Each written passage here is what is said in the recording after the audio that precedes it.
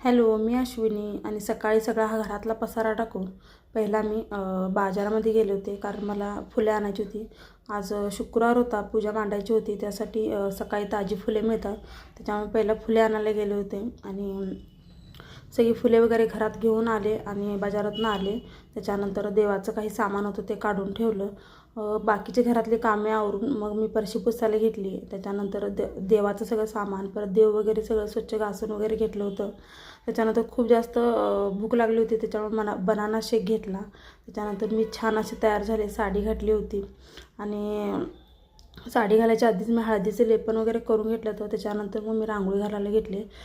दारात रांगोळी घालणे, देवपूजा करणे हे मला लहानापासूनच खूप जास्त आवडतं आणि माझे सगळ्यात आवडीचं काम आहे. त्याच्यामुळे दारात रांगोळी वगैरे काढून घेतली आणि उंबरट्याची पूजा केली. माझ्या इथं उंबरटा नाही आहे, पण मी तरी पण पूजा करते.